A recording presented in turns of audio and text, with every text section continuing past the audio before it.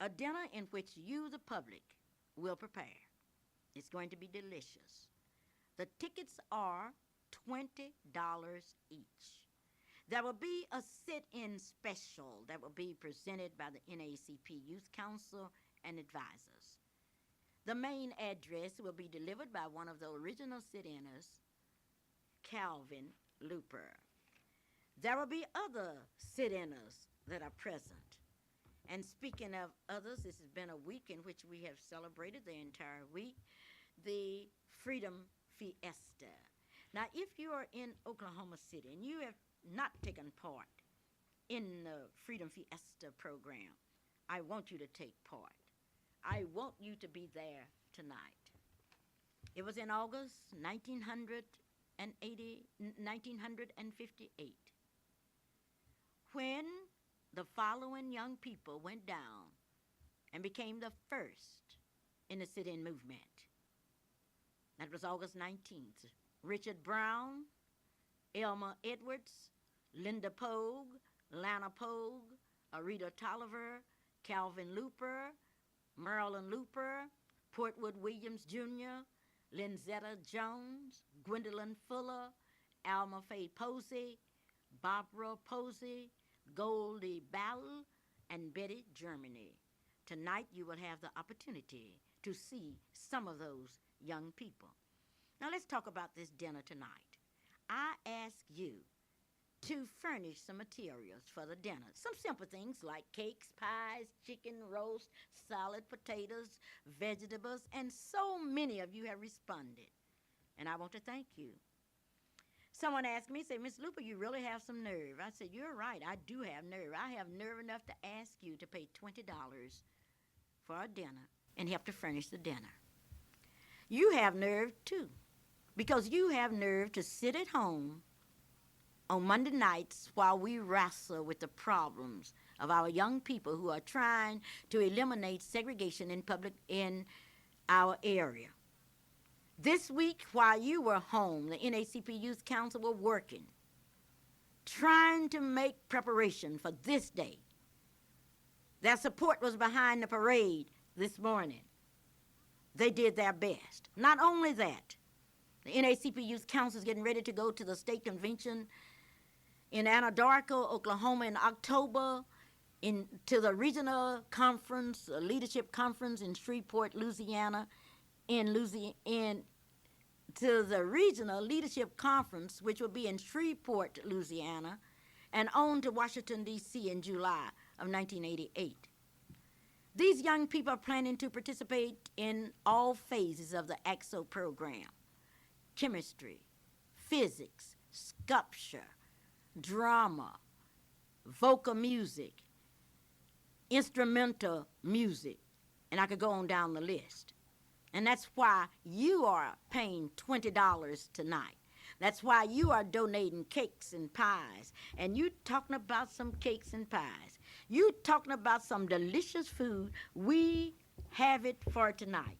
I would like to just go over and let you know some of the cakes. And we have some of the best cake bakers in Oklahoma City. And when Mrs. Wanda Callahan tells you that she's going to bake a cake, you look out. Mrs. Hassie Winkfield, a cake for the night. Dr. Sharon has made it clear that she is baking a cake tonight. Cheryl Fowler, baking that cake tonight. Valerie Lewis, baking that cake tonight. Lou Wallace, have that lemon cake ready tonight. It is out of sight. And talking about cakes, we had Mrs. Mamie Sherd, who not only baked 2 cakes, but who bought 2 tickets for $40. She said, I'm with you. And when she walks in tonight, her tickets will be there waiting for her. Now, you're talking about pies. We have the pies for tonight. Dr. Stewart has made not 1, not 2, but 6 apple pies. Mrs. King has made your favorite pie. Mrs. Leola Ford looked at those sweet potatoes and said, I'm going to make a sweet potato pie. Now, it's not too late for some of you outstanding cooks to call me and tell me what you have done. Mrs. John Green, Wonder Green, has those potatoes together, and you talking about something that's delicious. Let's talk about meat for a while. Toby has that meat ready. That's you know Toby quite well, an outstanding beautician, and also is connected with Allstate Insurance Company. Jocelyn Brown got up this morning with one thing on her mind: to fix that meat for the dinner. Yes, Rosetta Coleman thinking about that cake, and she specializes in butter cakes. Mr. Gassaway, a school teacher, is fixing some meat for tonight. And Mr. Galloway is also fixing some meat for tonight. You haven't seen anything until you see what Mrs. Orange, that's Judge Orange's wife, fixing. I'm going to surprise you tonight. And you talking about a salad. Whenever Mrs. Lurks tells you that she's going to make a salad, Mrs. Lurks will come in there tonight with a salad so big that you will just scream. Now, Dorothy McLaughlin is a specialist in vegetables, and she says that the vegetables are ready. But then you have such professionals as Mrs. David Lee Hall, who has she has a pot of vegetables like you have never seen before. And Mrs. Watson, we call her the queen of the green cooking machinery. You talking about someone that can fix greens. Yum, yum, yum. And a cobbler. Mrs. Nancy Davis is already with her cobbler. And when Nancy Davis makes a cobbler, Letty Ruth Hunter say, I can make one too. Well, let's see now. What do we need to finish this dinner off tonight? Somebody asked me, say, Clara, what are they drinking? And I say, I don't know. None of my friends have called me and told me that they're going to bring something to drink tonight, because they realize if they don't bring anything to drink, they won't get anything to drink. Let me give you my telephone number here. And those of you, all I have to tell my radio audience is really what I need. My telephone number is 478-2103. Because of the large crowd that I'm expecting, I think I need some additional meat. I think I need some more salads and some more potatoes and some bread. Now, my telephone number here is 478-2103, and call me. I also need, I told you that how many tickets that I had out. I have space for about 20 or 25 more. Those of you may call me at 478-2103. Shelley, I know you must be really excited about tonight. Yes, I am. Well, what do you think will really happen tonight at that big dinner? I know it'll be a good show with the speaker and the food and everything, but I think the sit-in special is going to steal the show. Oh, you don't think that Calvin Luper, with his information, and certainly he's full of information, you don't think he's going to steal the show tonight? He'll be good, but his sister will be better. Which one? He has Me. two. Okay, you're going to be better. That's quite interesting. And Calvin Luper, we would like to congratulate you for being selected as a 1987 Freedom Fiesta speaker. We can hardly wait until tonight. My telephone number is 478-2103. Let's go back over to Freedom Fiesta Week. On August the 17th, it was the NAACP's day, and there was the NAACP Youth Council met at Freedom Center, and it was quite enjoyable. On August the 18th, it was Leola Ford and Cheryl Fowler's day. It was a day that was filled with excitement, and they specialized in a hot dog sale that was very, very successful. On the 19th, it was quite a shock. Mrs. Salonia Bennett came in with a sit-inner's tea. There were 13 chairs with names written beautifully. These are for the 13 and also for the adults that were there. Gifts were presented by Mrs. Bennett to the sit-inners that were present. Now, if you were one of the original, Mrs. Bennett has a gift for you, and you need to get in contact with her tonight as you come to the dinner and get your gift. It's a very, very beautiful gift. Mrs. Bennett showed off the talent of her family as her lovely daughter played the piano, and she's such a professional.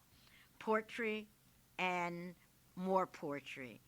Then the sit-inners related their most remembered experience. Then, on last night, it was a coronation of the 1987 royalty.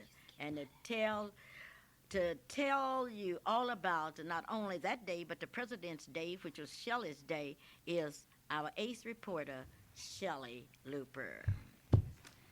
On Thursday, we featured a scary movie, which was President's Day, and the next day was Lillian Oliver, Nancy Davis, and Letty Ruth Hunter's Day with the fashion show and the coronation of the King and Queen. The Freedom Fiesta Princess and Prince were Lionel Bennett and Alicia Hildreth.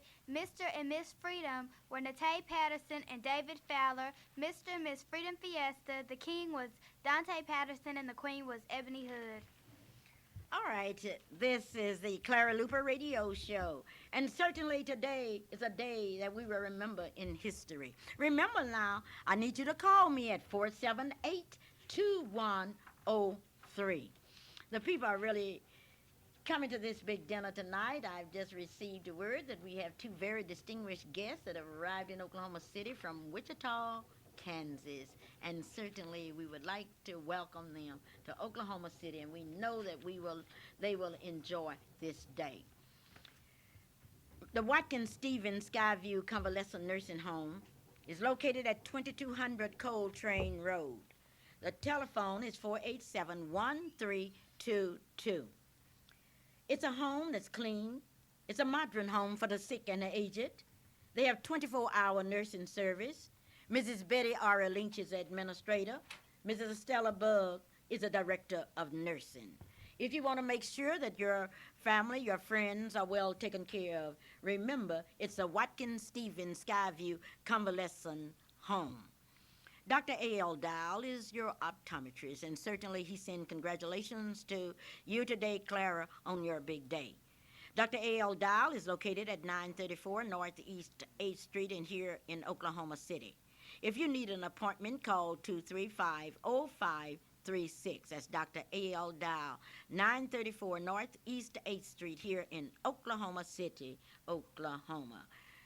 Rosie Jackson is now out of the hospital, and she's doing nicely. Rosie's Restaurant is located at 217 Northwest 23rd Street. The telephone number is 521-9316. In spite of the fact that Rosie has been ill, the restaurant has been open, and certainly I would like to congratulate her niece Rosie, who's doing a tremendous job. Now, if you want some good soul food, you can go to Rosie's Restaurant, 217 Northwest 23rd Street, here in Oklahoma City, Oklahoma. Tonight is a night of the big 29th annual Clara Luper's dinner. Previously, many times, with the exception of one, we've had a bean dinner. But this year, it's altogether different because of you. You've been so kind. Tomorrow is Doc Williams' Day. Tomorrow we pause in memory of Doc Williams, where we gather at the Providence Church of the Nazarene, located at 2701 North Kelly Street, in order to give thanks to God for the progress that we have made. At that time, we will present awards to people in this community that we feel have made a difference. We call them the unsung heroes of our community. Many of these people have never made the headlines of our newspapers, but they have continued day in and day out, opening doors of opportunities. That's why we are saying tomorrow, thank you. And if you know any other people whose names that I'm calling, and if you would like to do what I feel is very important, give them their flowers while they live. Tell them that you too appreciate what they have done. Mr. William Hunter, Mr. Horace Stevenson, Miss Evelyn Pittman, Mrs. Lois Felder, Mrs. Shirley Darrell, Sheriff J.D. Sharp, Mr. and Mrs. Sidney Stale, Mrs. Martha Williams, Mr. Lamont Henderson, Mr. Fluky McDaniels, Mr. Arvell Glover, Mr. Marvin Provo, Mrs. Marilyn Hildreth, Mr. George Keys, our county assessor, Mr. and Mrs. Isaac, Kimbrough, and Shelley, one of your favorite. One of your favorite. Your favorite? Yes, one of your favorite. Davita Davis. At the library. That's really wonderful. Well, Shelley, when I say one of your favorite, I know all of these are your favorite. And those of you that would like to see and be a part of this worship service, meet us tomorrow at 3 o'clock at the Providence Church of the Nazarene, 2701 North Kelly Avenue. Before we go into our big story, before we go into the big parade today, we would like to pause now for our funeral and death announcements. McKay Davis has Bob Stafford of Oklahoma City, the husband of Dorothy Stafford, and his services are pending. Linda Wigley of Oklahoma City, and her services are pending. Cheney DeShaver, and her services are pending. Pollard Funeral Home has Mr. Frank Jones, Jr. He passed Friday, and his services are pending. Raw Funeral Home has Mr. Sean L. Robinson. His services are 11 a.m. Monday at Green Pastures Church. Mr. Jesse McDonald. His services are Tuesday at 11 a.m. in the Roth Chapel. And Bishop W.E. Jeffries. His services are Friday at 11 a.m. at the Thompson Temple. Beulah Dixon and her services are pending. Maydale White and her services are pending. Temple Funeral Home has Mrs. Josie Rice. Her services will be at 11 a.m. Wednesday at the Evangelistic Baptist Church. And Mr. Wayne Walker and his services are pending. We extend our deepest sympathy to all of the families that have suffered the loss of a loved one this week. We extend to you our sincere sympathy. This program is being made possible by Marilyn Hildred of Allstate Insurance Company. And Merlin sells home insurance, life insurance, and car insurance. You can contact Merlin by calling 427-8399 at home or 848-7470 at the office. if you need an electrician and you need one in a hurry, call Calvin or Bert. The telephone number is 239-2678. Bert Luper has been in the electrical business for over 30 years in Oklahoma City. Once again, that number is 239-2678 or 424-3785. If you need some electrical work done and done right, call Bert and Calvin, 239-2678, 424-3785. This was a day of the big march. It was a march unlike any other march in the history of this state. To some, it was a new experience.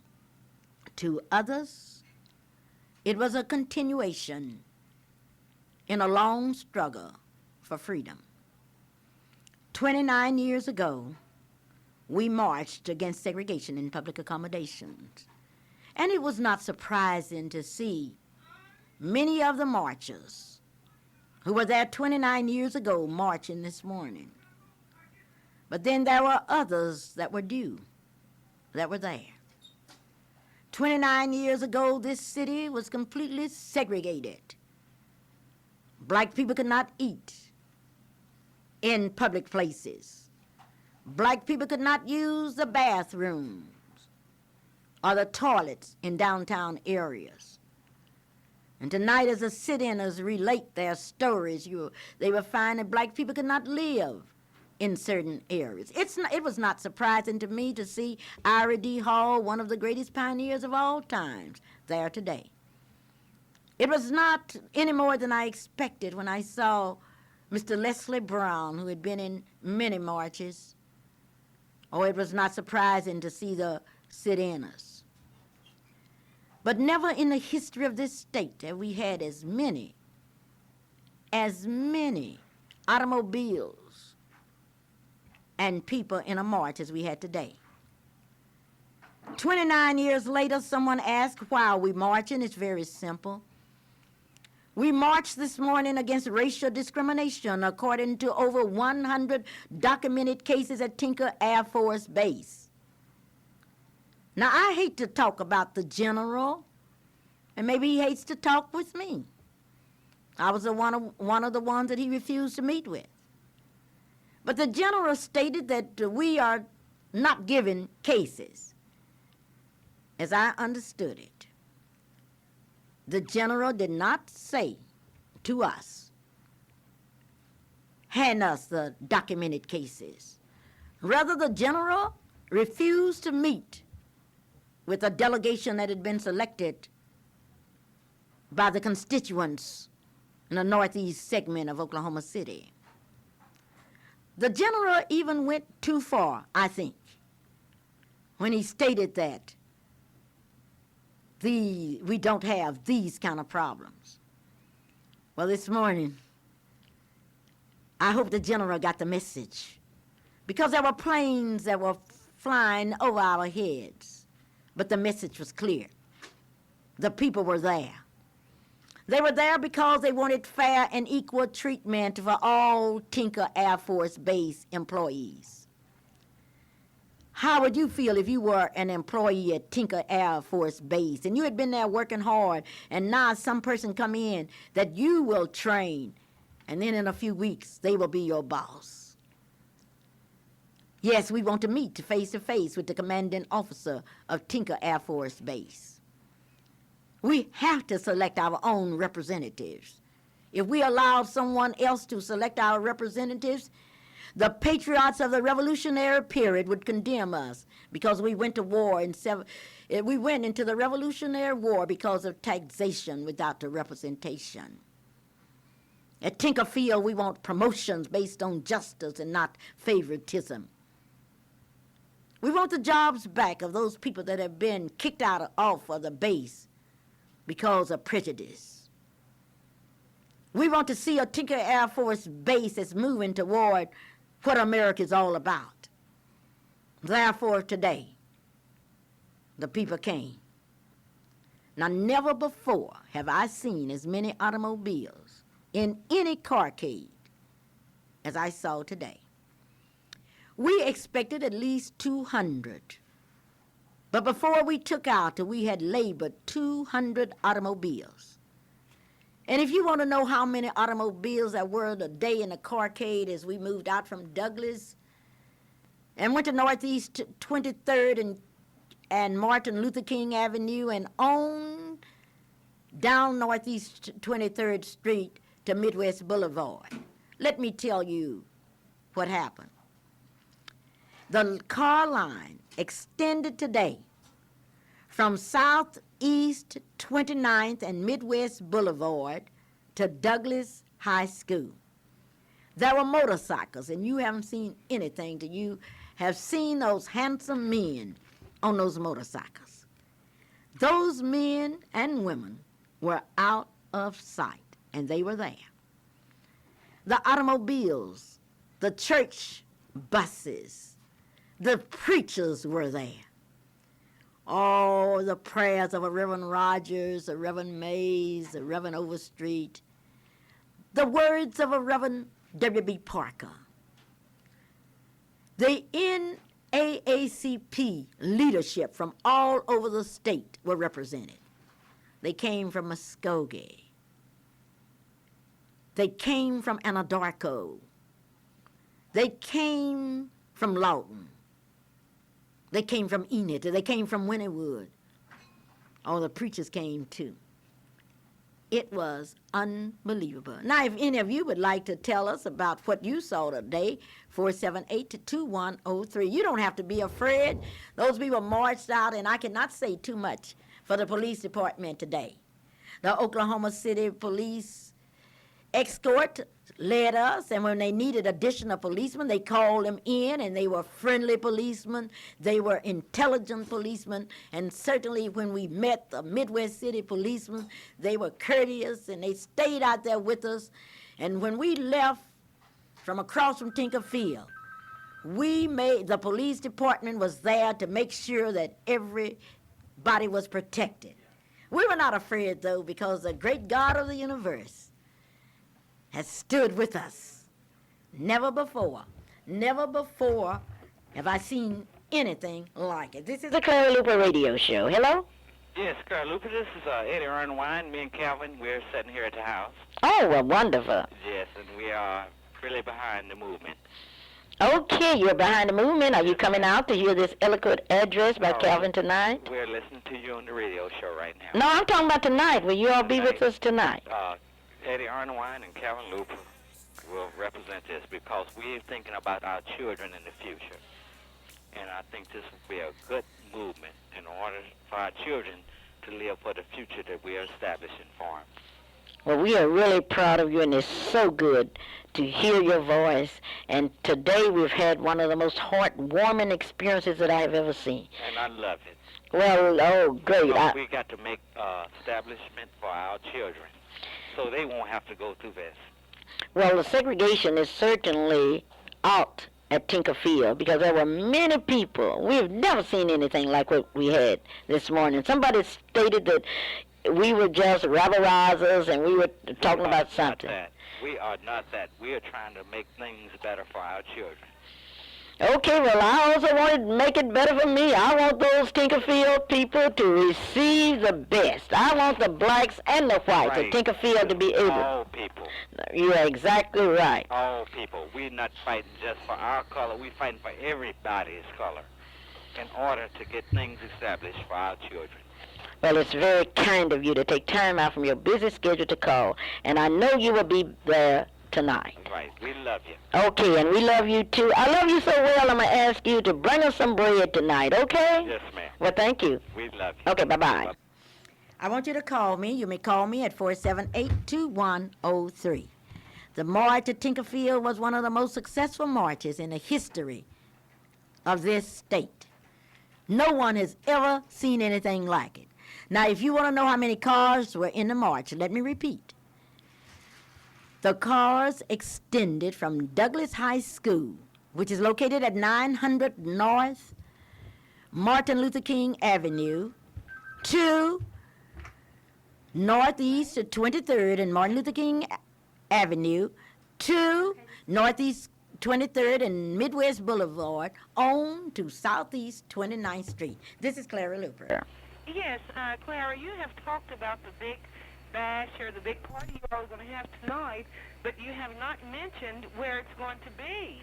Oh, I'm sorry. It's going to be at the Jimmy Stewart's building, and that's located at 1500 Northeast 4th Street. And I hope I'm right. It's at 1500 Northeast 4th Street in the Jimmy Stewart's building. I love my radio audience. They don't let me mess up on anything. No, you hadn't mentioned where it was located, and I was just waiting, you know.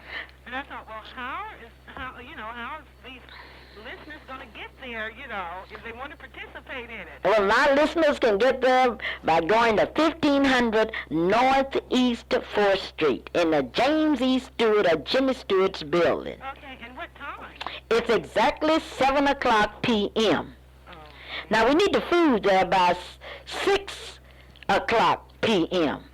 Now, I'll be going off the air at 6, but I've got to make sure that we have all of that food there. And we do have a committee. We have a committee that's out of sight that will be there to put down, and I want every name of every person that brings anything, because we've got to write the history. When I wrote the history of Behold the Walls, some people criticized me because I didn't have their names in the book. Well, the only way I can tell who's doing something is by names. So when you come there to the dinner tonight, we will have a special place for those of you that are bringing food, because I'm going to write another story. It's going to be the story of the dinner that had to be. Fantastic. I went to school with Marilyn and Calvin. Well, that is just... I certainly did. Were they nice people? Oh, beautiful people. Absolutely beautiful. Are you excited about hearing Calvin speak tonight? Oh, indeed. I certainly am. Oh, yes. Because I graduated from school, Central High School, and I moved to Denver, Colorado, and I came back 9 years ago. And then when I found out the things that Calvin and Marilyn had been involved with, you know, I was just really impressed, no end. So I'm really looking forward to seeing them tonight. Well, you will see them tonight, and you will hear that melodious, deep voice of Calvin Luper. I'm so excited about it. I don't know what to do. But Fantastic. thank you so very kindly, and today has been a great day. Beautiful. And I would like to say thanks not only to you, but all that's been a part of it. Beautiful. Okay, bye-bye. Yes, they were there. Your ministers were there today. I saw AME ministers. I saw Reverend Strong of Avery. Oh, I won't start naming preachers until later, but I'm going to tell you they were there. I was so happy not only to see the preachers, but I saw the deacons. I saw Deacon Nesbitt of Fifth Street Baptist Church. I cannot name all the deacons that were there, but the deacons were there. The choir members were there. Oh, yes, the teachers were there. They were there today. And this has certainly been a big day. Mr. Burge told you he was coming, and Mr. Burge was there on time. But we will get together, and we will tell our story. Our story is a long, unending story. It's a story of a group of people that wanted to be free. And I told my daughter Shelley how I felt that night. That night in 1958, when Maryland had suggested that we would go downtown and eat. And Maryland said that we must go now. Gwendolyn Fuller leaned back in her chair and looked at the group. And the group began to sing. Maryland's words echoed through the room. Let's go down to Cat's Drug Store and sit down and drink a Coke. Rita Tolliver seconded the motion. And they were asking, really tonight? And Maryland quoted from Mr. Wisner's typing book. Now is the time for all good men to come to the aid of their party. Tonight is the night. We are going down and we are going to sit. Who understood that better than Mrs. Holmes today? Ira Holmes as she marched. Who will ever forget the words of a Senator Porter as he stood out in the sun today? Or the words of a Reverend Carroll or Reverend Mays? Or Reverend Parker as he spoke today as a prophet? But then let's go back to that hot August night in 1958. And I would like for Shelley to tell you exactly how I felt that night as an advisor. I could feel the eyes of the NAACP Youth Council members on me. I thought for a brief moment and traced the steps that we had taken. We had been patient, and I saw in the children's eyes reflections of my restless childhood when I wanted to do something about a system that had paralyzed my movements and made me an outsider in my own country. Yet, these were the children whose ages ranged from 7 to 15 years old. I thought about my father who had died in 1957 in the Veterans Hospital and who had never been able to sit down and eat a meal in a decent restaurant. I remembered how he used to tell us that someday he would take us to dinner and to parks and zoos. And when I asked him when was someday, he would always say, someday will be real soon, as tears ran down his cheeks. So my answer was yes, tonight is the night. History compels us to go, and let's history alone be our final judge. We had another problem. We didn't have any transportation. Ruth Tolliver and I discussed the situation and decided to call 3 people that we knew wouldn't turn us down. Portwood Williams Sr., Lillian Oliver, and Mary Pogue were selected. I called Portwood Williams first. He lived in the next block. Mr. Williams was a talkative man with a sharp tongue, quick wit, and an adequate supply of words. He said, I want to volunteer to drive car number 1 down to Cat's Drug Store. My car is clean and ready. I don't blame you. I shined Mr. Charlie's shoes and my mother washed Miss Ann's clothes. Now I'm an upholsterer, the best in town, and my car is ready. I'll be there. My next call was to Mrs. Lillian Oliver, a quiet, dignified, tall school teacher and one who had served as an assistant NAACP Youth Council advisor. I had known her since 1940 and through the years. We had been very close friends. I told her that I needed another car to take the NACP youth down to Cat's drugstore. She didn't ask any questions. She said, "I'll be there in a few minutes. If you all are crazy enough to go, I'm crazy enough to take you." I hurried back into the house and called Mary Pogue, the mother of two of the youth. I knew that she would make me explain everything to her in detail, and she did. After I finished, she said, "I'll be there in a few minutes." I rushed out of my house, and on a still hot August night, August 19th, 1958, we headed to Cat's drugstore in the heart of Oklahoma City. I went to the three cars and called the following names: Richard Brown, Elmer Edwards, Linda Pogue, Lana Pogue, Arita Tolliver, Calvin Luper, Marilyn Luper, Portwood Williams Jr., Linzetta Jones, Gwendolyn Fuller, Alma Faye Posey, Barbara Posey, Goldie Battle, and Betty Germany. There you have how I felt that August night. But on this August day, I'm really honored. I was honored because you honored yourselves. Today you say to the world, we know we belong. We have paid the price. Now, we've got to have our rights. So to you, the commanding officer of Tinkerfield, I call upon you to step out now. Call for a meeting where you will allow us to select our own delegation. And I call upon you. You don't have to be an Uncle Tom anymore. You don't have to grin every time you see someone that's in charge. I want that personality out, but I don't want you to be an Uncle Tom. Now, someone walked up and told me today that they have some Uncle Toms and some Aunt Jemimas out to Tinkerfield. That does not have to be. And I'm going to run a contest to see who are the Uncle Toms. And if you're an Uncle Tom, the world should know you are an Uncle Tom. You shouldn't be an Uncle Tom out there Uncle Tomming by yourself. And I want you to send to me. My name is Clara Luper. My address is Post Office Box 11106 here in Oklahoma City. Call me and let's see who is the outstanding Uncle Tom or Aunt Jemima out to Tinkerfield. As I look at the clock on the wall, I know it's time for me to go. I hate to say goodbye to you, but maybe I'll say just so long until this evening at 5:15 when I will be broadcasting from the Jimmy Stewart's building here in Oklahoma City, Oklahoma. I will be telling you the things that I want you to remember. And this is Clara Luper saying, I know you love me because you have baked that food, you have treated me right, and I know you love me. And wherever you are, just remember now that Clara Luper knows that you love her. And you've got to, because I love you. Bye-bye.